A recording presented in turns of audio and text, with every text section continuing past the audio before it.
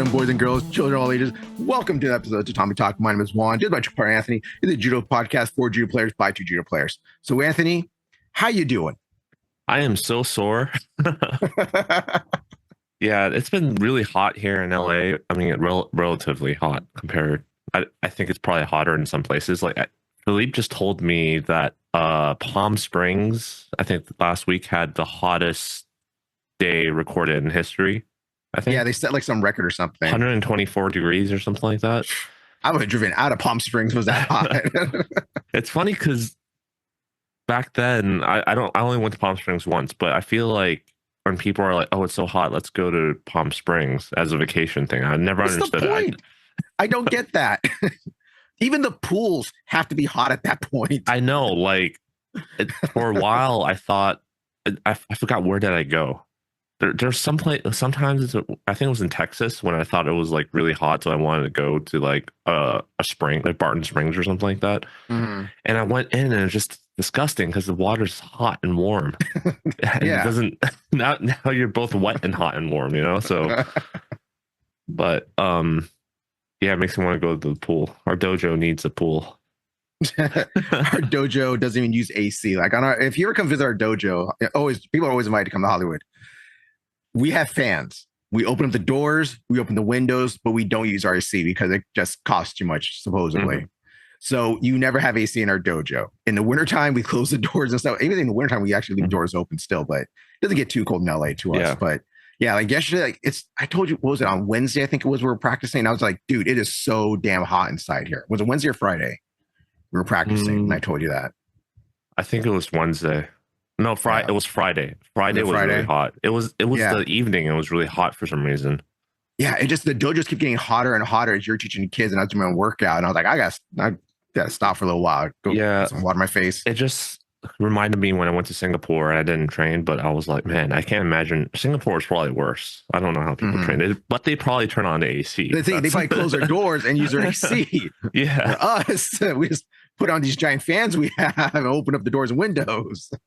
Yeah, but yeah, I haven't trained that hard in a long time since I was out for injury and then traveling and then family stuff. So it was great to be back. I pulled a muscle, so I wasn't able to use the right arm really. So I was doing mostly left-sided throws and counters. So, but it was great to be back. Yeah, it's fun to be back on the mat. I love it. Well, in case our fans don't know, I got the okay from my doctor to finally get back on the mat. Well, not the okay. He said I could do physical activity. And then he said, are you going to go back to martial arts? And I said, yes. And he's like, I don't recommend that. And I was like, I don't hear that.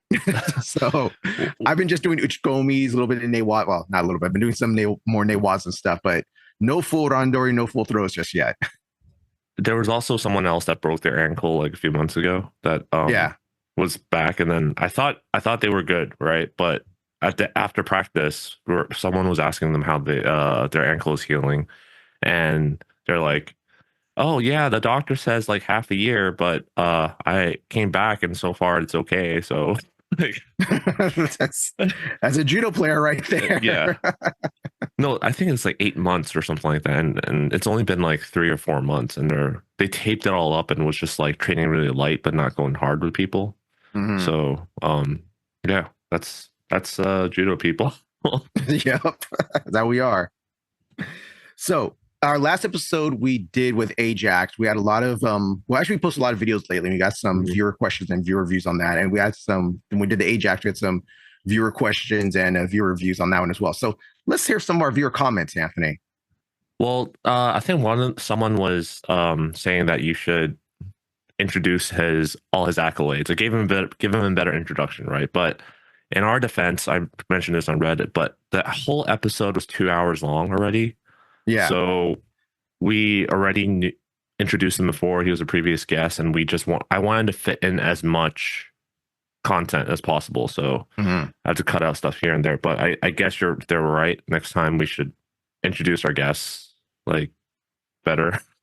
Well, this is my thing with that. I did a big introduction for him back on episode. It was 59 or 58. 59. Yeah. Episode 59, I did a big introduction from then. And we did the pre-show interview, just talking with him and stuff. And he asked me just just introduce me as just Ajax and my stuff. Don't do a big thing. He asked for that. I He didn't remember want a that big because introduction. every single time we interview someone before we start recording, we're like, "How do you want us to introduce you?" Right? Yeah. We ask that question. At least I think we do, right? Like, Most of the time we do. We always tell him like the same stuff. Like, yeah. But I think he's also that he's kind of I don't say like if you listen to the interview, it seems like he's kind of like past his international competition and all those accolades. He just as a judo player, he wants to talk to now, not as a national competitor or national stuff. It kind of seems like he just wanted to be just a normal guy talking about judo and judo life, you know? Yeah. So and I appreciate that. You know, it's like this. You talk about how some people like what's that woman's name, the Portuguese girl Montero and stuff. How she's pretty much did like a soft retirement this past week because she's going to go to the Olympics. And is that whole question like life after judo or life after high level competition? And it was just great talking with him about his life after competition. You know, he's no longer an international competitor. He's no longer part of the U.S. team. He doesn't want to talk about that. That's his past. He wants to talk to the present. Yep. Another feedback we got was, I'm trying to organize it because we got quite a few. I'm just focusing on the constructive ones because there's some that's like dumb, you know. No feedback. There's no dumb feedback. We love all your feedback. Okay, I love all your feedback. No, I think it's awesome because it's reaching a lot of people. I mean, so like we talked about the growth, right? Another feedback is I should have wrote this down. I'm so sleepy. I'm sorry. Another feedback is that it sounded like Ajax was complaining. The short version of it was it sounded like Ajax was really bitter and complaining and all that stuff. And I was just like, and they basically said, one, he's probably gonna regret recording this and having this up on the internet, and two, like it kind of hurts our credibility or something, whatever, like the fact that we allowed this interview to air. And I'm just like, okay, first of all, we did not intend to talk about that kind of stuff. The whole intention was to catch up with him and talk about what happened in the dojo, right? Yeah. And the conversation, I don't plan things to the word. Like we just have like a rough agenda of what to discuss, and it's just like chatting with friends. That's the whole point of this podcast. We're not a professional. We're not 60 minutes, you know. Like, my thing with that is that we're not censoring anybody. Whatever comes on our podcast, whatever they want to talk about, however it comes up, how the conversation flows, that's how it's going to come out. Yeah. Okay. And they said it. They want to talk about it. That's how they want to word it. It's fine with me. And we also tell people, we'll cut things out if you want me to cut it out.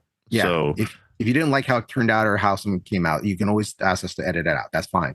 But we don't censor nobody. And if he's mad about something, this is a place for him to vent where he's mad at. You know, we're not owned by USA Judo. We're not owned by the IGF. We're not sponsored by nobody. We're just two independent guys doing judo podcasts because we love judo and all of judo, the good, the bad, the ugly. Yeah. And like I said in the podcast a lot, it ain't always sunshine and rainbows. Okay.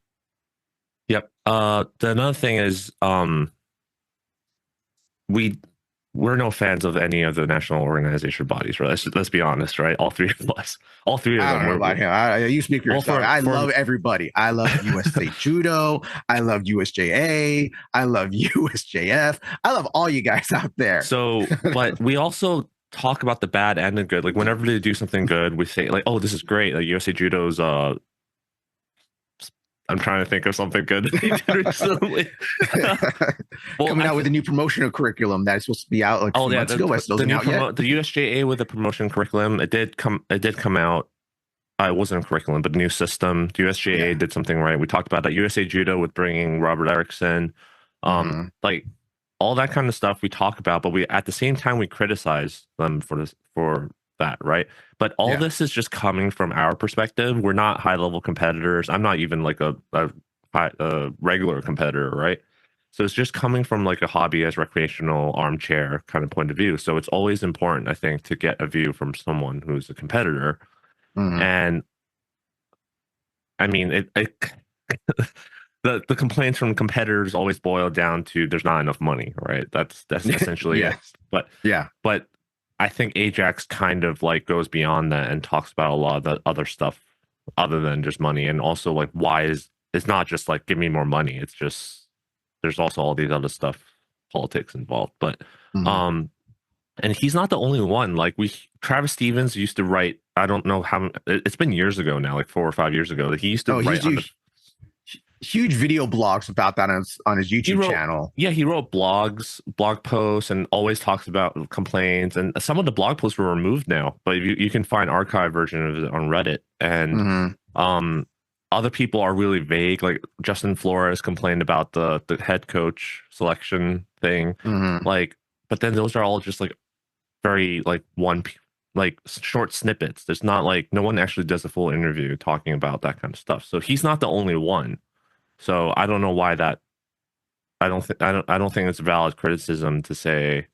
What? Okay, it is a valid criticism, but I think it's a little harsh to say like, well, you shouldn't have had aired this interview, and because he's not the only one. And I think the alternative is to just hand wave it off his one Twitter length comment saying like, we don't have enough money, not enough support, versus having a holistic view kind of thing.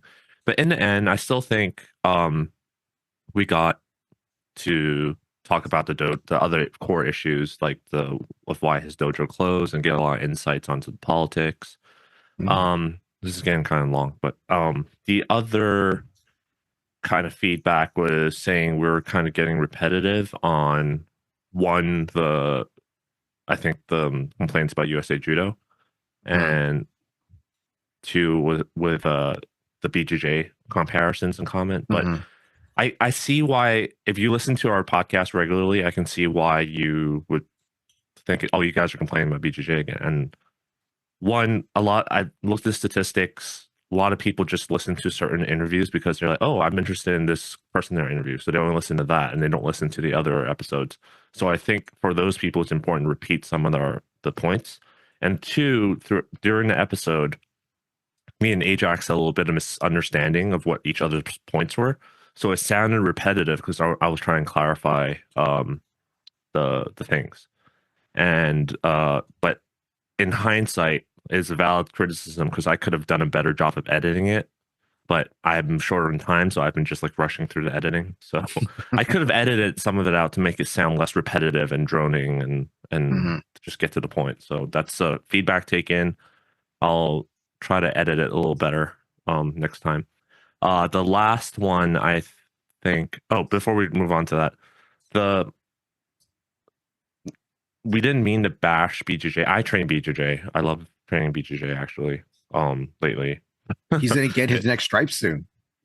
He's gonna be a 2-stripe blue belt.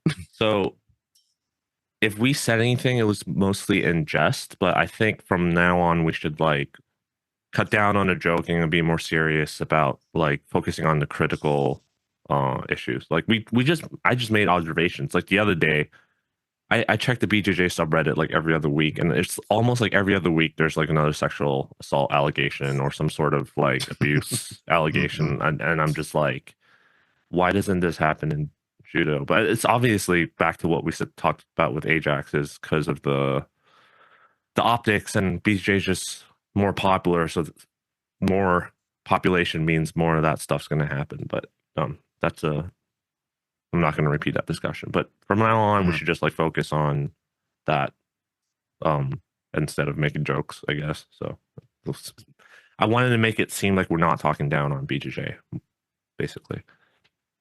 I think there was one more feedback, but don't remember. I'm going to have to edit this out. Like, this is why I usually edit out. It's like the pauses.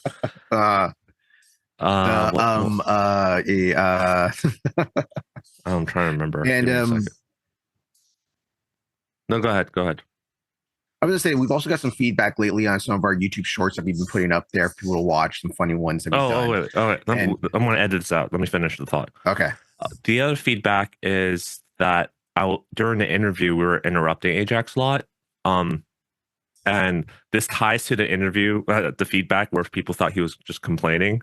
Like, I actually wanted to get to, like, again, the whole interview was 2 hours. I was trying to, like, move the interview along to the next topic. So if I interrupted him, it's mostly because of that. All right. So, okay. Go ahead. That was all Anthony's fault. It's all Anthony's fault. So as some of you follow us on the YouTube, remember, please do like, share, subscribe on the YouTube channel. We put up some of our shorts, some of our more our other demonstrational videos. We've been putting up the shorts of them on the video shorts section, where you call that. and we're getting a lot of feedback on that. Some people think the stuff that we do is cool. Some think it's kind of funny. Some say that like, two of the latest ones was that's a terrible double leg, and you would never have time like that. You would never have time to handcuff a guy like that in a real situation. I'm like, no, I've done that before in catch. No, I've had time to do that. The thing is, one, it's a demonstration, and two, it's the way that the clips are cut, the shorts. This is why I hate. This is why I hate the shorts, because I responded to the comments. I'm like, look, if you go look at the full video, like it says, most people on the street don't know how to do a double leg. So this is typically how they would do it. Like, but because the clip was just clipped at the double leg part, they're like, oh, that's a terrible double leg. But it's like it's a demonstrational double leg, and like I don't know, it may be just different because I grew up as a wrestler and stuff. I can stop most sprawl. I can sprawl out of most things, and then with my judo, I can do a lot of stuff. But it's like, a lot of people think they know they double legs. We get a lot of people that come to the dojo sometimes. I want to learn double legs or think they know they double legs. But it's just that was one of the funniest ones. We get the people saying that. It's just that's hilarious. Yeah, but, I mean, thank you. We appreciate it. And some people, like I said, some people really appreciate these shorts. Or they're getting some good views with them. It's funny because it's always Anthony's that seems to get talking down to you most of the time. Yeah, like that particular clip, it was in a t-shirt, right? But in BJJ, I've done it to people all the time that try to double leg me. But I will say though, to be fair, like I have not done it on a wrestler, because people who I knew had a wrestling experience, they always set up the double legs really well, and I don't have the time to react, so I'm never able to do that. And the best I've done is sprawl. I've sprawled on a wrestler, but I've never thrown a sumigaishi against a wrestler before in a gi. So I will say that. But I mean, that's the nature of shorts, right? Like people just see bits and pieces of it, and then it's easy to just scroll through and make comments. But they're fun, and we're gonna have some new ones coming out soon. We might be breaking some wood.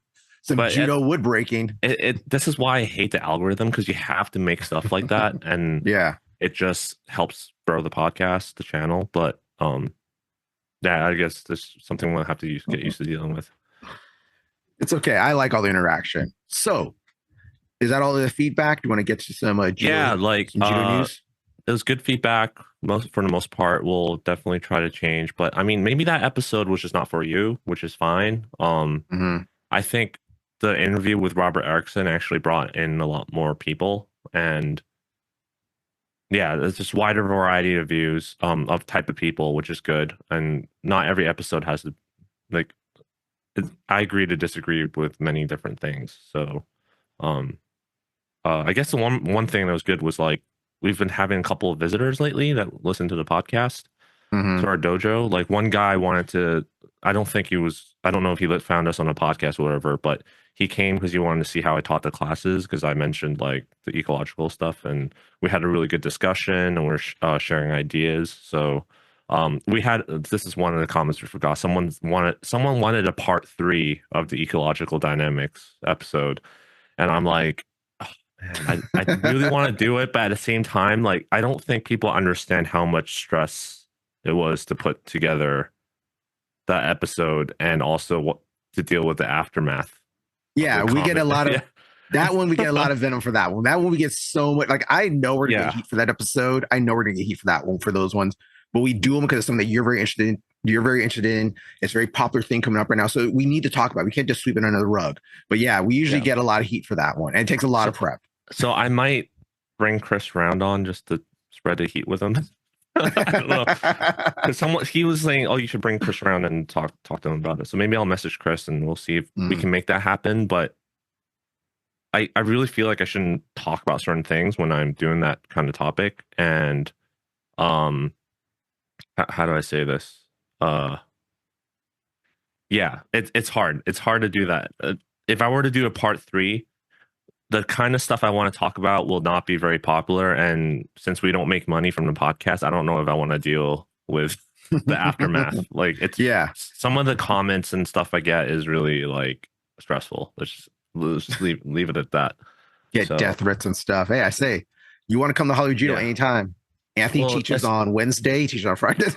Especially some of where I would basically go with the topic is some of the recent judo, let's just say judo influencers have been asked about it, and they have like this opinion that I disagree with. And I mean, personally, I do it in my class, so I know it can be done when they say it can't be.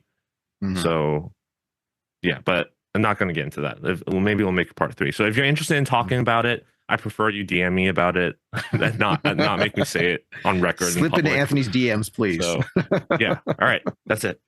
All right, so with some judo news, let's get some lighter stuff now. Okay, so in judo news, everybody should be excited because the Olympics are coming. The Olympics are coming. The Paris Olympics, as of day of recording, 19 days. By the time this video comes out on Friday, it will be 14 days away. So, Anthony, are you excited for Paris? I'm going to tell you, I'm so excited. I actually bought Peacock for $20. I'm excited. I didn't we talk about this last 2 episodes ago? We're going to talk about it every episode till the Olympics happens, all right? I'm excited, but I'm not excited about figuring out how to watch it. Yeah, we talked about this before and stuff. But yeah, I just let people know, get your DVRs ready, get your YouTube ready, get your VPNs ready. I wish we were sponsored by VPN. Get some money off that. Get your VPNs ready, all right? The Olympics is coming in 19 days, 14 days a day, the episode and stuff. And just be cool because you see a lot of countries now put like the past month ago, they've been posting like what their teams are going to be, who are they sending, who are they not sending, who qualified, who didn't qualify. Like I said earlier this week, Montero didn't qualify, so she did kind of like a soft retirement. It's like, man, like I thought if she would have made it, I thought that would be crazy. I'd like to announce that I didn't qualify either. I qualified, but I declined to go this year because of my shoulder. I was like, I don't know if I'm ready enough to go. It's a very important tournament, but I'm not sure if I'm ready to go to it this time just yet. So just keep that marked in your calendars, guys. It's be fun. All right. Other judo news. Now, this is kind of a bigger judo news, and it's big for us in America. It's big international and stuff, but it's been getting some heat online as well. So the 2024 World Veterans Championships, okay? This World Veterans is 30 and above, I believe, is going to be held here in sunny, beautiful Las Vegas, not Los Angeles, Las Vegas, okay? So these tournaments usually in Europe, sometimes in Asia. A lot of times it's been held in Abu Dhabi now and in the UAE. It's been held out there quite a few times lately, but this year it's being held here in the United States. I really don't like Las Vegas. I mean, well, we're going to talk about our experience. We're going to talk about our experience a little bit, okay? We already did. Let's not go too deep into our experience because we talked about it previously for now. Yeah, but I'm just talking about how, okay, so the tournament, if you did earliest registration, it was, okay, so people have been complaining about certain things about the tournament, okay? One is to be held on the Rio, okay? And the Rio is not on the Strip. It's off the Strip. So some people, when they figured out where the Rio was, are like, oh, it's not on the Strip? I thought it was to be on the Strip and stuff, so I can go up and down and hang out and go to the hotels. So no, it's on the Rio, which is off the Strip. And the only other casino next to it, when I was in Vegas, what casino was it? I think it was the Gold Coast. It was Gold Coast, I think. It was the Gold Coast was the only casino next to it. So it was like one of those places where there's nothing else there. It's just that and the Gold Coast across the street. So it's not on the Strip. So people were upset about that. The other thing people were complaining about is like, oh, it's so much money, which to us didn't seem that much to me because if you signed up early, it was $160. The latest registration fee is $270. Yeah. Which is a lot, but that's the whole thing. If you wait longer, you have to pay more. Now, if I want to register for the tournament, I have to stay one night at the host hotel at the Rio to register. I have to first register at the hotel, get my hotel night, get a code, then to go to the IGF website and sign up for the tournament, which is what a lot of people don't like. A lot of people are upset because they're being forced to stay at a hotel, spending more money than they would have to normally. Now, okay, go ahead. Okay. Now, the Rio, normally people were saying that it's 100 something, or if you get a good deal, it's under that, but it's going to be 100 something. The host hotel for us as judo players for the tournament is close to $300. Close to $300. So a lot of people are freaking out about that and are upset about it. So upset that someone created a change.org to send to the IGF saying this is extortion. They can't do this. This is BS. We need people to sign this. And last I checked, they had 2,105 signatures. Their goal was 2,500 signatures. But as we all know, change.orgs don't change a whole lot. So yeah, I mean, Anthony, putting on change.org is like the best way to make sure that nothing changes, I think. So us as Hollywood Judo, we're going to have 2, possibly 3 people go, but we're going to be sponsoring 1 person to go. We're trying to help people out because this is something that doesn't happen all the time. Yep. If my shoulder wasn't messed up, I might try to go. Okay, I would try to do. Well, I want to try to go, but apparently you have to have been to the nationals or something. But I haven't been competing. I don't think they even send me. So yeah, well, there's a lot of stuff you have to qualify for. Like you have to create an IGF account. You have to ask the US to if you can go. So you have to go to certain tournaments or at least show you're a competitor to go and stuff. So Anthony, how do you feel about this? The whole thing that people are mad about how much the tournament cost to where the tournament's being held at. It's off the strip. It's not on the strip at all. I mean, and that people are mad about having to pay for the hotel that you have to stay there at least one night to go. Short summary is they're lucky that it's just one night and not like 2, basically. Because when I went to the World Championships in Japan in 2019, it was the same thing. Like I stayed at the same hotel that the athletes stayed at, and Richard, we interviewed him one time, the guy I went to Japan with, he stayed at the hostel nearby, and there was plenty of people there that was staying at the hostel and then like staying a night at the required hotel and going back to the hostel afterwards. So it's nothing new. I don't know why. Like I'm not going to argue the right or wrong thing because clearly I think it's messed up. Extortion. Yeah, but I don't know why they're surprised. Like, what did they expect? Like, they're not gonna.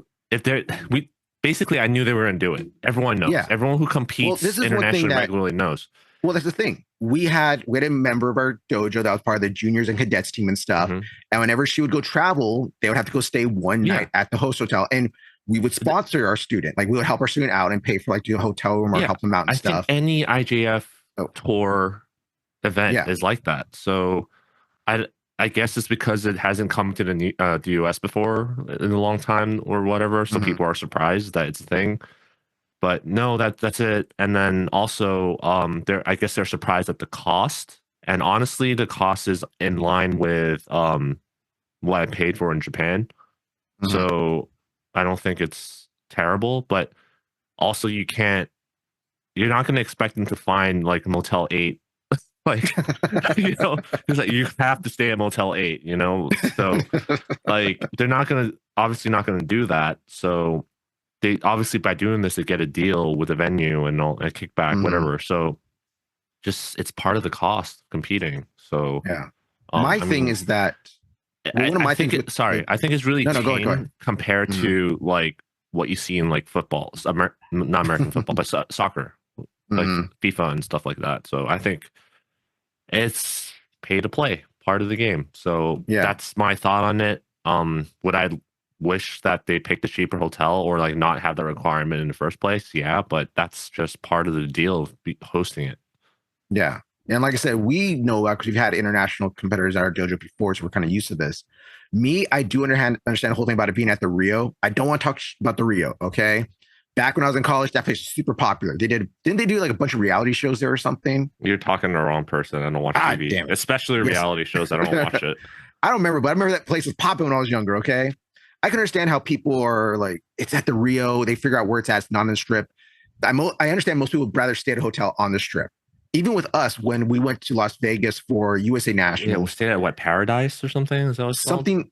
It was the old Hilton. So that's what Sensei Gary told me, that they used to be the old Hilton. But even that wasn't on the strip exactly, but it was part of the strip's monorail system. So if you wanted to leave the hotel and go to strip, it really wasn't that hard to go. Yeah, I just didn't like Las Vegas. Like, yeah. I heard a lot of friends moving to Vegas and family members, but just going there, just like it's pretty depressing. Like the strip is cool, but then like when you know what's going on and at the type of people I see, like I when I was in Vegas that time, I saw a lot of like clearly gambling addicts there. So addictions, I just don't like being there. I honestly wish they would host it in Palm Springs. So. you want to do it somewhere hot? Just do it in Palm Springs, all right? Yeah, do it in Palm Springs. My thing is that I had a friend one time we went to Vegas and they were talking about moving there also. And we went there for a trip and he was just like, oh my God, I can't believe how hot it is out here. Like, yeah, it's Vegas. It is always hot. It's gonna be super Yeah, hot out here. but I mean, I personally am pro hosting it in Vegas. I think because it even with the Nationals, it caused a lot of people to show up. It's like one of the highest attended events. Yeah. It's better than hosting in the middle of nowhere. I'm not going to name names, but there was a few places where it's like I don't want to go there. You know, like Why Vegas am I gonna at go? Or you get the whole thing where people thought that when it was in Washington, this is U.S. Nationals, yeah, Washington last year, they thought it was Washington D.C., not yeah, Washington State. yeah. So yeah, I think Vegas is a good choice. Like Yeah, to be unbiased and objective, it's a good choice. I just don't like yes, Vegas, but that's yeah. my I think opinion of the whole thing. no, I think it's a great choice to have it there in the U.S., Las Vegas. Everyone wants to go there. I think it would have been better if they got somewhere on the strip, or at least maybe somewhat less far away from the strip. Hmm. But yeah, I get people's arguments about the hotels and the cost stuff, but that's just how it is.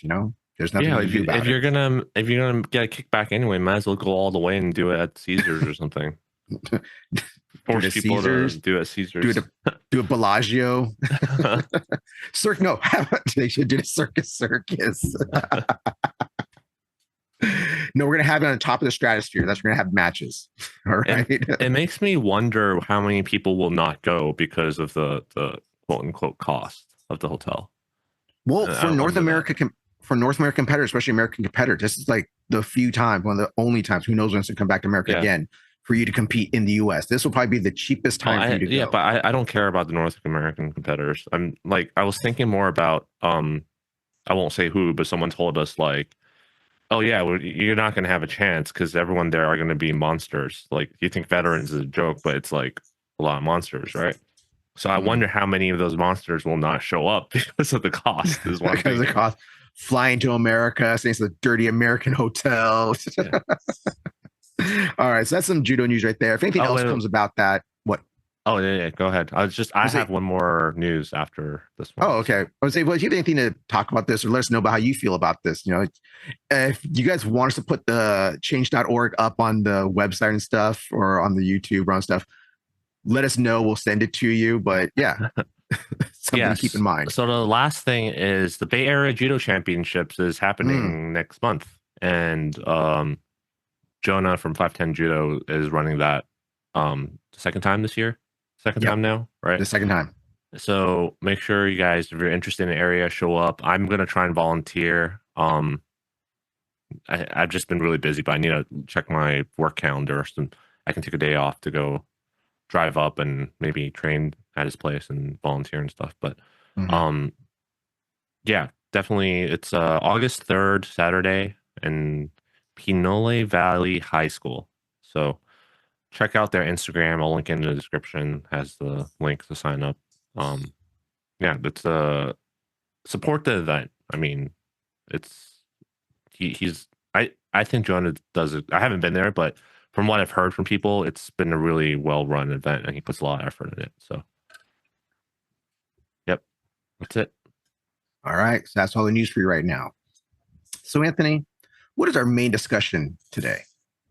Yeah, this is something I've been wanting to talk about, and we've kind of touched it upon. It's just like any other topics. We touched upon it in different ways, but I want to do a bit more discussion about it. Is I can't speak for other countries, but I think it also applies to them, at least in Japan, right? But bridging the gap between competitive and recreational judo.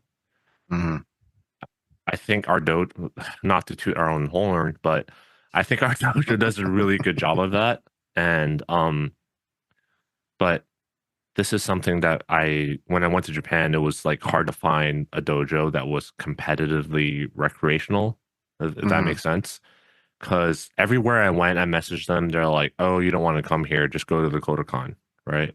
And um, and then a couple places I did go to, they were like really recreational, like really, really recreational. And then like there's a few places I went to that were like really competitive. Like I was scared. There was like blood on the walls and everything.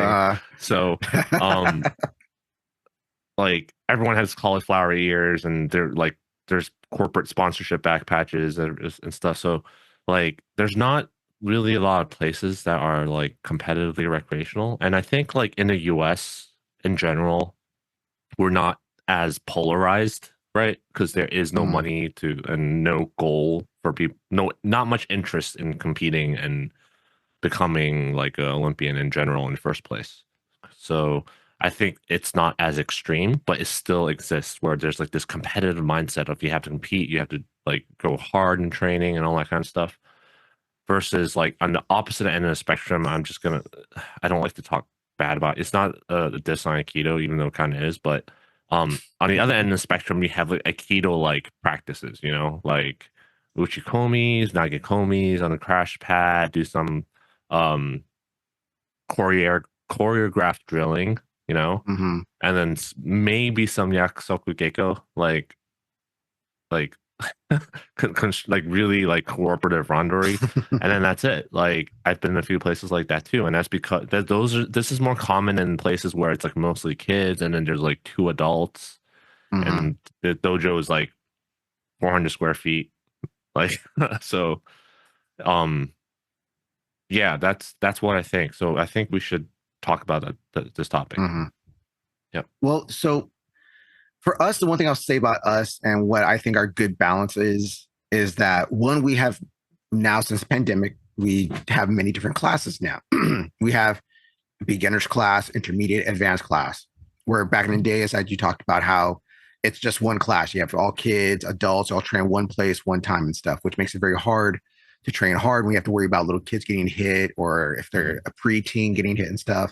So I think us with like having like kids class, adult class, it really helps us out. The other thing I think that helps us out is how Sensei Philippe teaches. He teaches almost pretty much like a competitive dojo, competition Mhm. dojo, but it's hard to describe how like it's more looser, more fun, I guess you'd say. It's not as intense. It's this weird thing Well, like you could train I mean, hard, but it's I don't know. How do you describe it, Anthony?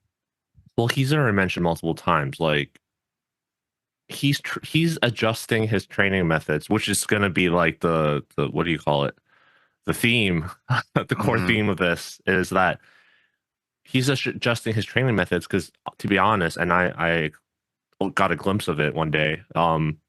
We're not most people wouldn't last through that training that he Yeah. would do, so he wouldn't have anyone to teach if he had us go through like how he would normally teach competitors. So, Mm-hmm. um, and I think that's the thing. Like most people just have to adjust how they teach. They like you have to look at what you're given, like the mat space, and then the times you have available. And if you have two adults and like mostly kids, then you got to like adjust the way you train and or the way you teach. You can't just say like, "Oh, I don't have enough mat space." Like you got to basically change what you can control instead of complaining about what you have no control over, you know? Mm-hmm. Like, for example, for what a few episodes ago, I was talking about how our beginners class was getting too packed.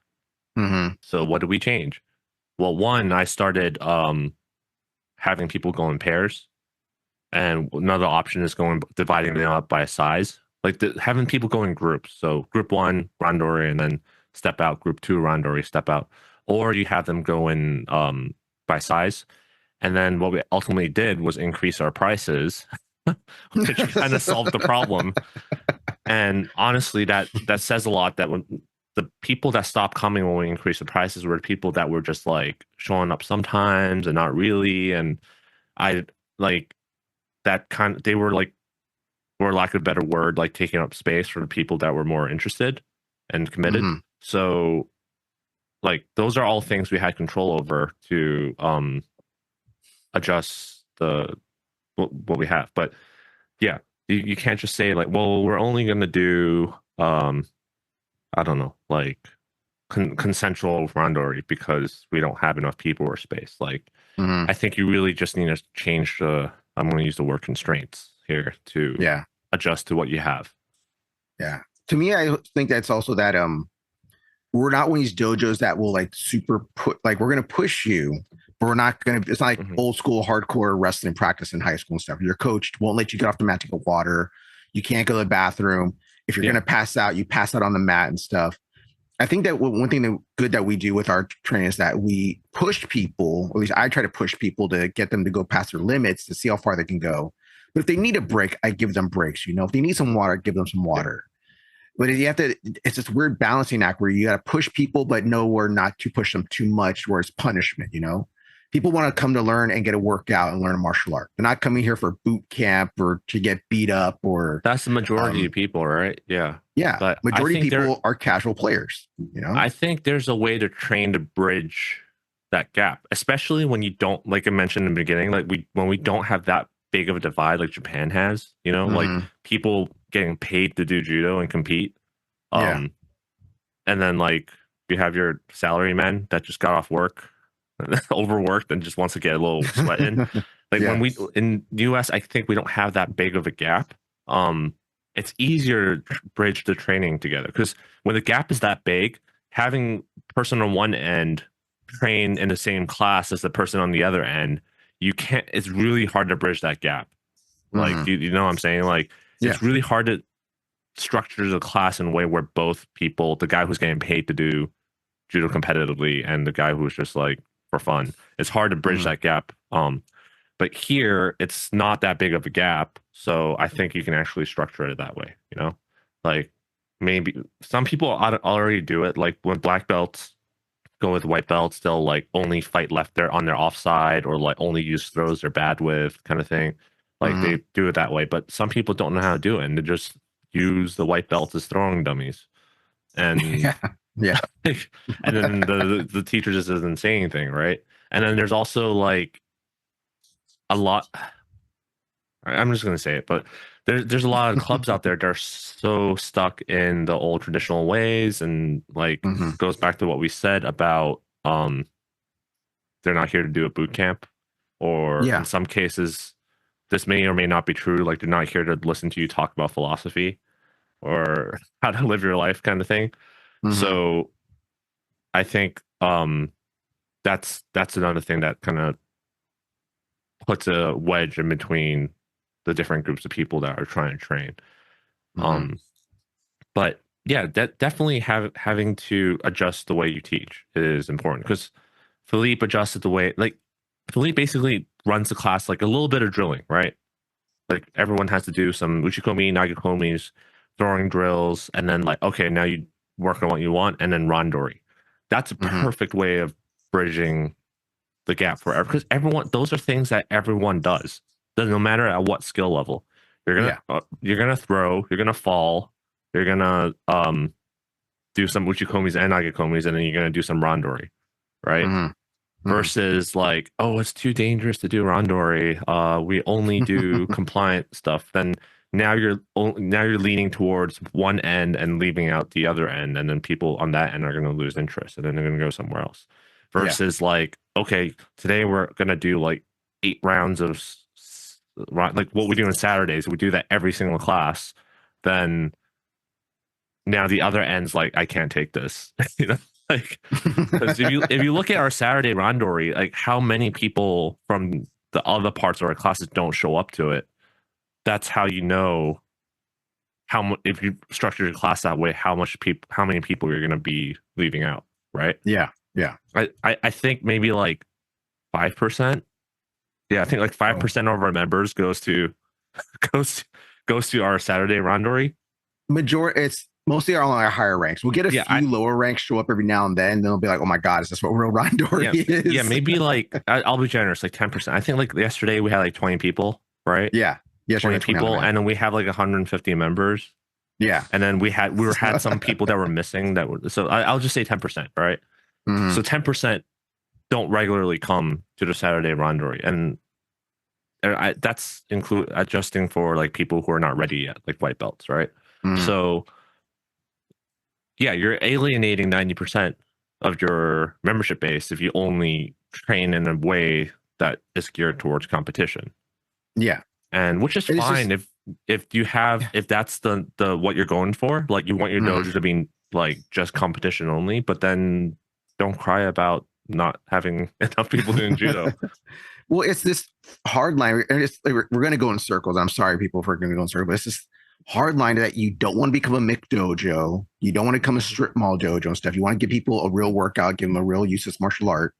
but then you don't want to push them so hard, like it's not boot camp, and your people are dropping like flies. And I know it's a hard thing that we have to deal with, where we know there's certain members of our dojo, certain members of our beginners class. You and me see these guys like, okay, he's good. He or she, they're good now for beginners class. They can get tested in intermediate class, but I don't know if they're going to make it in advanced class. But I hope that by the time they go these gradual steps of doing beginners, doing intermediate, going to advanced, that they will be ready then. Because if it was the old school way where you get a 2-week crash course on how to fall and also Tagari, Ippon Nagi, and then you're in the rest of the class, yeah, I know most of these people want to stay and stuff. So it's this thing of like baby steps and gradually bringing people up. And that's like one of the good things about us, how we implemented the belt system of all these colors, you know? Because back when I first started, it was just you're a white belt for 2 years, and most people are going to stay that long as a white belt till you get your brown belt. Yeah, and sorry, finish your point. No, I'm just saying, like, it's just about how do we get these people to stay and keep it fun for them, keep it competitive. And like, I assume that most people want to learn how to do at least somewhat competitive, a little bit in judo. I assume that most people don't just want to make dojo judo where we're doing just bad yakuseko geko or bad kumikata and stuff and say you're a black belt in that, you know? Yeah, but people say they want certain things, but they're not willing to also, they're not willing to like sacrifice certain things to get to there, right? So you have to look at what their expectations are and then what they say they want to do and what they're actually doing. Like, for example, like I'll just say upright, there's few people in our club that says they want their brown belt or black belt, but then they only show up like twice a week, you know? Like, so that is basically along that line of things, right? Or people say they want to get their black belt or do judo for self-defense or whatever, and then here they are like not competing, you know? So it's like, okay, then which one is it? You know, which you just want to get it without. I don't want to say they're purposely expecting it without working hard. I think they just don't realize what they're doing. They think they're already giving up a lot when I don't think they realize it needs to be more than that. So, yeah, because it's always nice to go to a concert or hang out with your girlfriend or like go to Disneyland or something instead of going training. So you think we are going to Disneyland 2 or 3 times a week, Anthony? I think that's where, because whenever I mention to people how long or how I got my black belt, like people are like, that was so fast, and I'm like, I think I have a leg up because I don't watch TV, and I literally the only interest I have is like traveling. So like the fact that whenever I'm home, I'm always at the dojo or like doing judo related stuff like really helps. So yeah, other people, I can't expect the same out of other people, right? And some of the instructors have to understand that too, and it's fine. It's totally fine that judo is not their priority. I had a student ask me I think it was last week, actually, asked about like, Sensei, can I become proficient in judo just as a casual player? And I told him like, yes, you can very much become proficient in judo. Hi. As a casual player, but the thing is that it's going to take you longer, and it's going to be a little harder.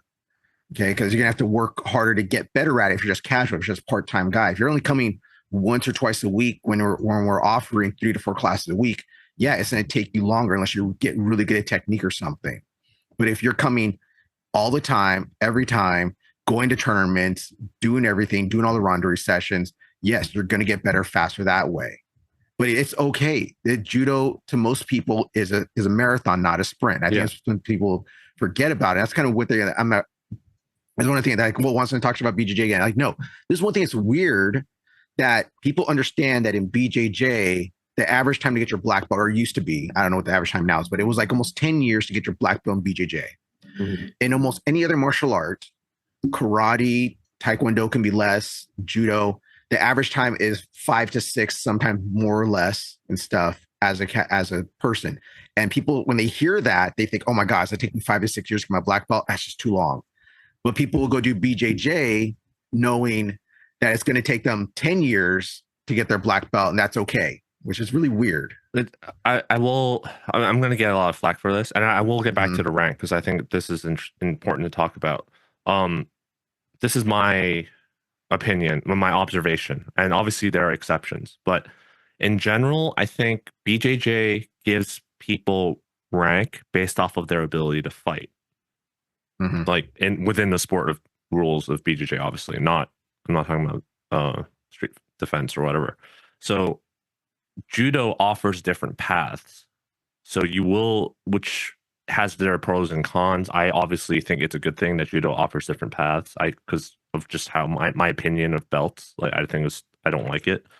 But BJJ gives it based off of ability to fight because they don't have a core curriculum. It's not like you have to know these techniques. You have to know the Nage no Kata or whatever. Like you don't have to know that stuff to get that. So you basically get promoted based off that guy's the way he's fighting. It looks like a purple belt, and then here's your purple belt. Like Mhm. that's how they go by it usually.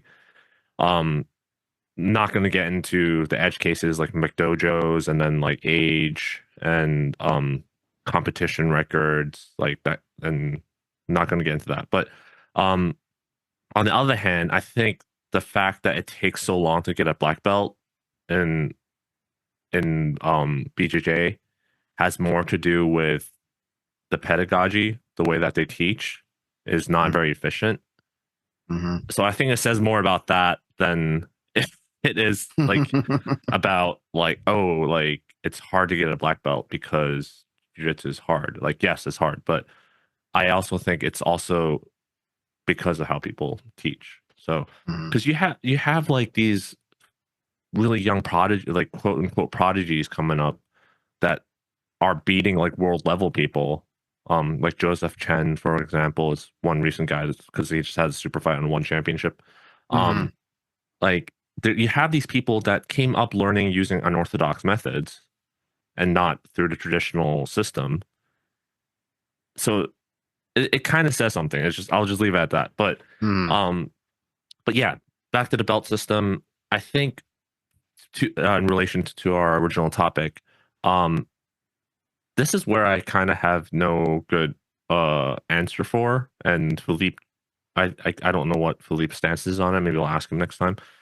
But when you cater to both, it's like how do you promote these people? Because if I think of it from a competitive standpoint, some of these people will never get black belts.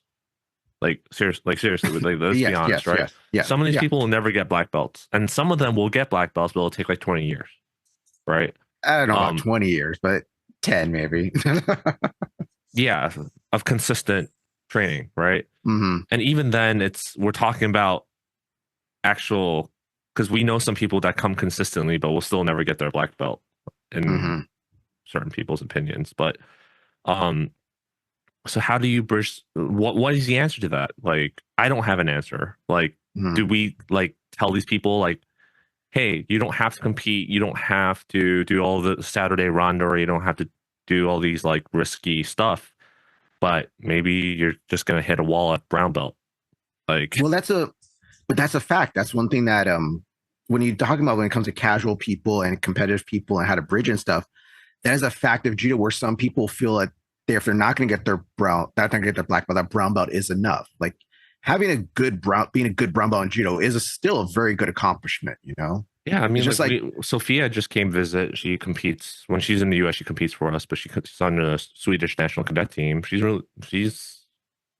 probably gonna like she competes internationally, and she's a brown belt. yeah. So to me, it's like not just it's not saying like a brown. Oh, he's only a. If someone's giving me like, oh, I'm a green belt. Like, oh, dude, Mhm. what's how long you been doing judo for? I've been doing judo 5 years. You're 5 years and still a green belt. What's going on? How can I help you? You Yeah, need help right now. But if someone says, oh, I'm a brown belt for 5 years, like, oh, okay, maybe you're a casual. Maybe you got to certain points like, you want to know what? I love judo, but I just want to be casual at it. I can't go compete. I can't do hard rondori. Brown belt is where I'm at. Maybe okay. I can't help teach and stuff. I can't do these other kind of side things. So that's another thing that happens stuff. When you have bridging that gap of like being a high level competitor, it's just about the competition and about going to hard rondori and stuff. And I think, like I said, with us, where you have to make it fun and okay for people to understand they don't have to do that. That's just me. That's what I think. yeah, but it makes it's like a ethic, not ethical, a principle kind of thing. Like, do I tell these people that most of them aren't gonna get black belts? Like, will that make them quit? Like, or Mm-hmm. maybe if we don't tell them, then maybe some like I'm going to use little Matthew as an example. Like he was going to quit, and then we told him like, hey, you might not get your black belt. He's a black belt now, right? Mm-hmm. But if he if we told him that like you might not get a black belt based off of the way you're approaching judo right now, then But he got discouraged back when he was a citrus color. That's when he got discouraged. He didn't get discouraged. no, he first started as a white belt, and he says, "I'm going to give it 1 month, and I'm going to quit after this." And he wanted to quit, but then he just kept coming. And that's another thing right there. You just dog it out. You know, I'm not going to let this judo thing beat me. I'm going to beat it. You know. Yeah. And there was a point in his judo career also where he went to competition. I remember me and him talk about stuff. He went to competition, saw what real judo was, what real life judo on the mat. When you're fighting someone 110%, they're trying to kill you on the mat.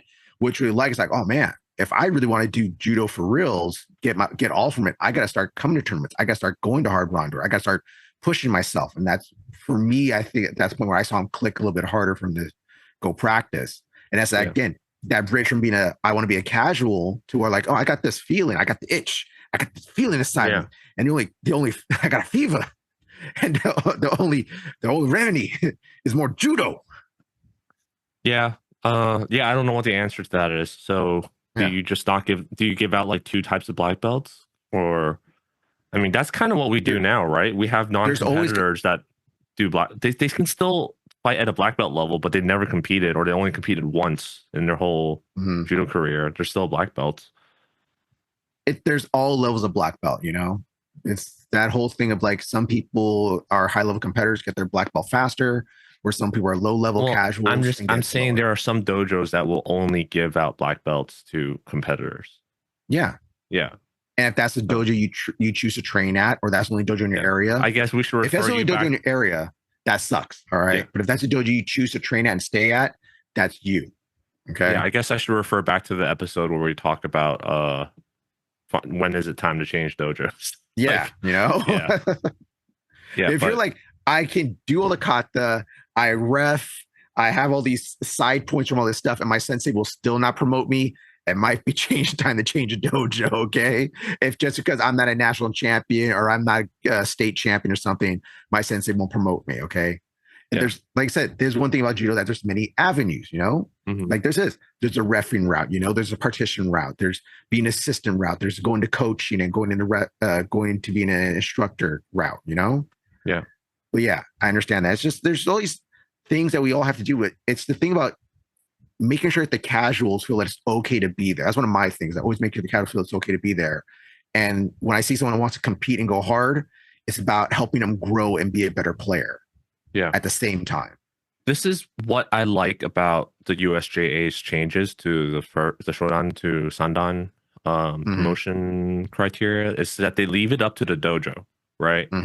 So this way before they had such, I'm not even going to say strict, because out of the 3, they were the least strict, but it was still relatively strict standards, and it was annoying to fill out the paperwork to the point where it's still leaning towards competition, right? Even if you weren't a competitor, it was the requirements were still leaning towards competition, whether it was volunteering in competitions as a referee or whatever. It's like, okay, so if I don't have any competitions near me, I'm not getting referee points, I'm not getting competitive competition, you know what I mean, right?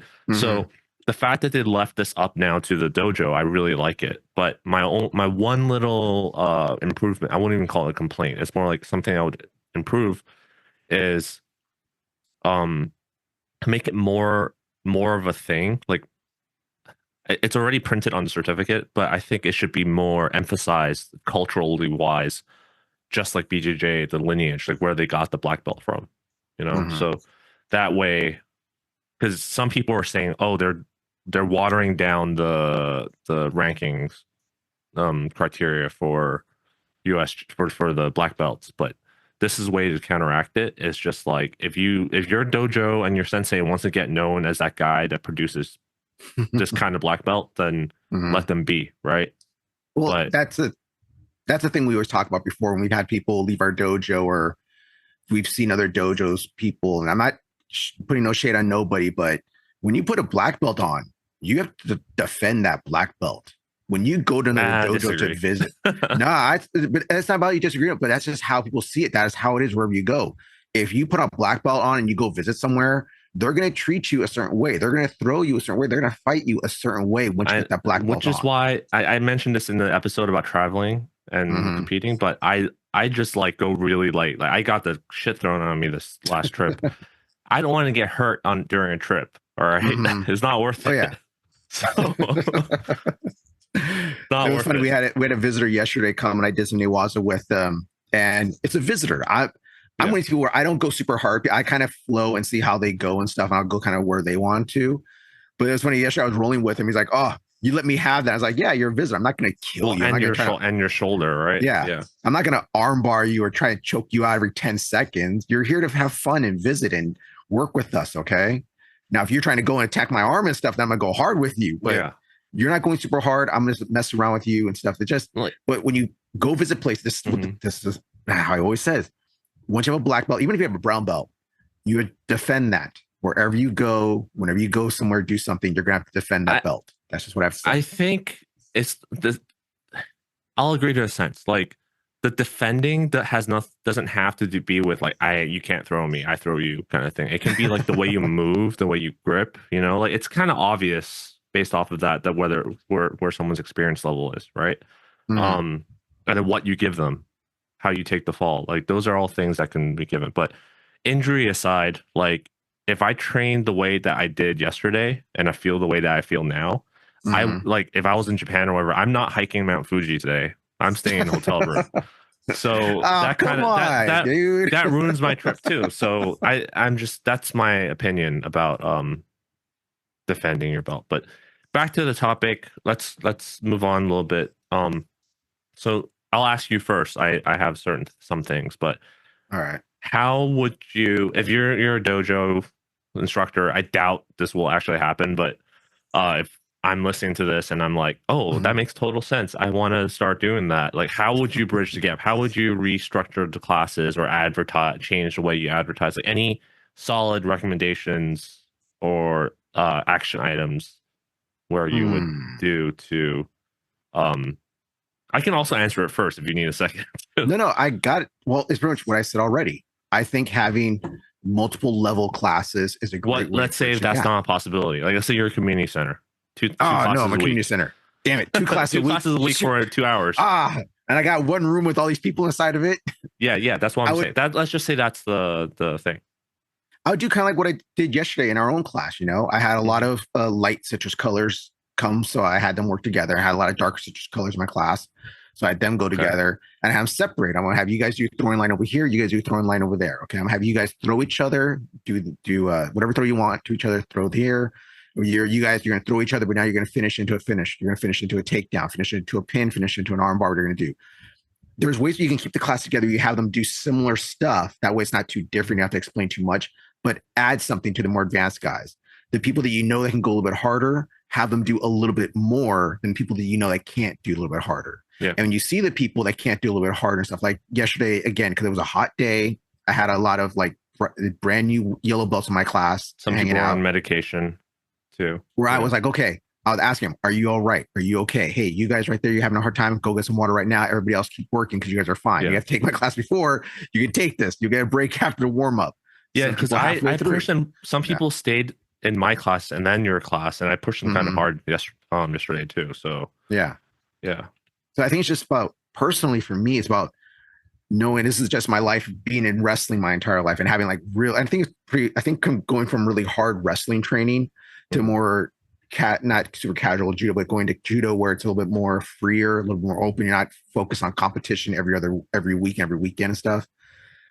Keep an eye out on people and seeing who you can push and have them do more and who you can't, or knowing when to not push somebody or knowing when to stop pushing somebody, or when to tell them, hey, it's time for you to calm down. Okay. You've done a little bit too much. I see you're getting a hard time. Go sit down. Or, all right, you're just doing this throw now. You're struggling with Uchimata right now. I'm seeing it getting sloppy. Go for something easy. Go for Ogoshi now. Okay. And that's how my thing is. Like I've always been able to, even in class, because even when I taught karate and when I was in karate and stuff, again, it was kind of like that old school system where it was a lot of, especially with kids and teens all trained together, but we're all different ranks. You got to separate them somehow. So you separate these more advanced people to these not advanced people. Advanced, you do 1, 2, or beginners or these lighter colors. You do 1, 2. Advanced, you do 1, 2, and 3. Okay, now you guys add the 3 into here. I want you to add a 4 into here now. That's my way of doing it. If I couldn't separate class. If I could separate class, I'd have beginners, intermediate, and advanced. Yeah, for me, I guess I'll approach it in two different ways, but the main thing is I think culture is the number one thing. You have to set the right culture. If you give off a vibe that everyone here is like cauliflower eared and like throwing up in a trash can, I'm like very proud and happy for you guys. That's the most happiest day of my life when I come to class and everybody's throwing up. Oh, I've done my job. I've done my no, my old wrestling coach would be so proud. You got to set the tone for the culture. Like, not saying that's wrong, but if you walk in first day or first week or first month of class, and regularly there's like 3 or 4 people throwing up, right? And like people dying, and then it's that's the culture you're going to set. So if you want the place to be welcoming to everyone, then you have to set it at that pace. I'm not saying make it so easy where it's like, oh, it's just only practice is going to be easy, kind of thing.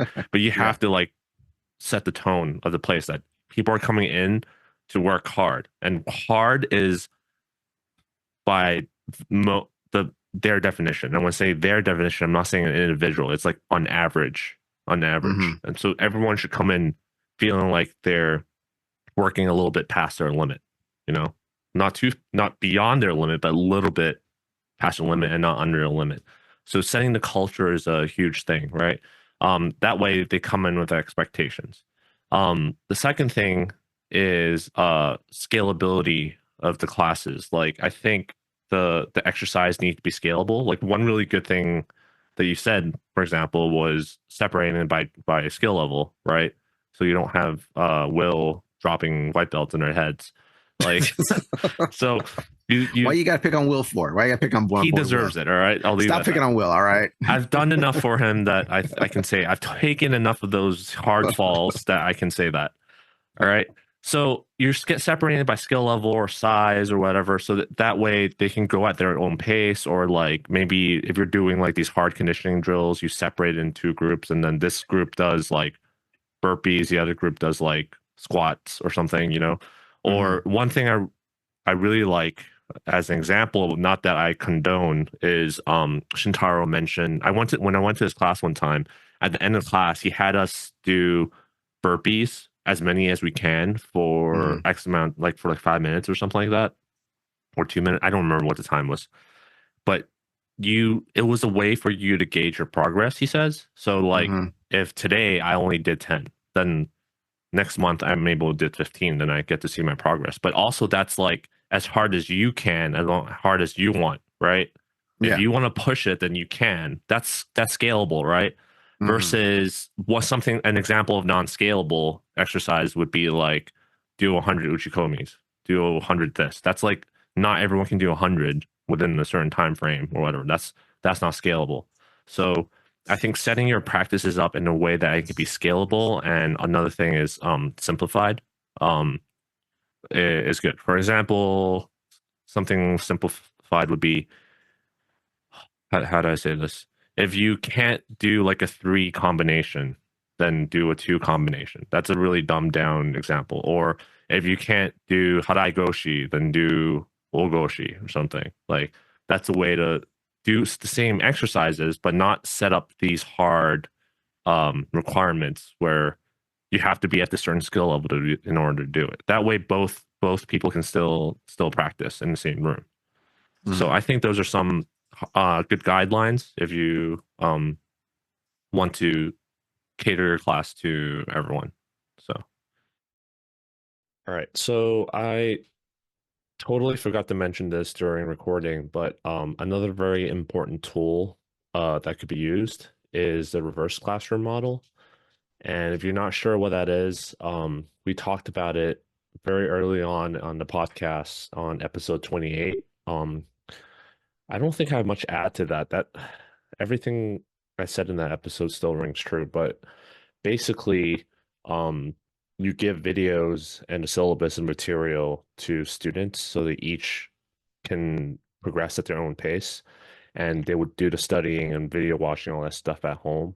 And then they'll come to class with kind of like an open mat format where they can work on whatever they want. So everyone's allowed to work in their own way and their own progress. So that's another very important tool you can use to allow a dojo of people with different skill levels to still be able to work together and progress. All right. Was there anything else you want to talk about bridging these gaps? So that was one approach, but then the other approach obviously is to do what I do I think my classes do great is use like ecological dynamics kind of thing. Oh no. That way gives the heat. I know, but that way the way I do it is not ideal. I'll just say it off right because of the constraints that I have. But otherwise everyone's kind of like working on their own movement problems. I'll just leave it at that. It's very scalable in itself because in the ecological approach, one major concept is about task simplification instead of task decomposition. Mm-hmm. So that look it up if you don't know what I'm talking about, but that's basically what I was saying. Like it makes it very scalable for all skill levels. So yeah, that's the advice I have, and I think we've droned on enough about this kind of stuff, but it's one I want to address one more feedback we got, I guess, was something came up. It's not like a feedback, but it's a comment about when we talked about, I honestly think adults, beginners are what's going to it plays a major role in reviving judo in the US versus the common thought is kids, right? But I think adults are the ones that are going to make their kids or their friends go do judo. And even if they don't keep doing judo, like we have like half dropout rate, at least that half of people now know what judo is and what it entails, how hard it is or how easy it is or whatever, right? And they won't go like, oh, judo, you mean that like karate thing? Like, or you mean that Greco-Roman wrestling, but with a gi on, like, you know, like they actually have some sort of familiarity with it now, and that's all it takes to grow judo. It's even if that little nugget of marketing helps, so it doesn't have to be the adult beginners have to stay through until brown belt for it to be worth it, you know. And even if they don't stay that long, I mentioned this before, like even if they only stayed for like 2 months, that 2 months they served as an uke for someone else that stayed, another training partner, another problem to be solved kind of thing. So I think there's value in that. And we see it in our kids class too. There's a lot of people that train judo like 10, 15, their parents trained judo like 10, 15, 20 years ago. And now they're bringing their kids here because they know what judo is and they thought it was good for their kids. So that in itself is important, I think. But yeah. No, it's very true. I think it's a very good thing to bring up. And you would lose those people in the first week if you train them like competitors. So all right. So with that, please remember to like, share, and subscribe. You can follow me at the Jerry_Juan on Instagram. You can follow Anthony at Anthony Throws on Instagram. You can follow Tatami Talk itself on Instagram. You can follow Tatami Talk on YouTube. Watch our shorts. Leave a comment, please. If you have any questions, things you want to tell us, things you didn't like that we did on the show, things you did like that we did on the show, please hit us up at tatamitalk@gmail.com. Oh, and the threads too. The Tatami Talk threads. Not a lot of people go on there anymore or go on it pretty much at all. Is there anything else I'm forgetting, Anthony? No. All right. So with that, please remember to sign up for the Bay Area Judo Championships and the World Veterans Championships. Because the price is going up. All right. Please sign up. Yeah. Las Vegas. You don't want to pay $270. All right. Trust me. You don't want to pay $270 plus $300 plus a room. All right. Yeah. And then once you go, you can lose and slap the mat. All right. No, then you go to a blackjack table. You make all your money back. Trust me. Okay. There's a strategy behind this. All right. Trust me. Okay. So we're going to get sued. No.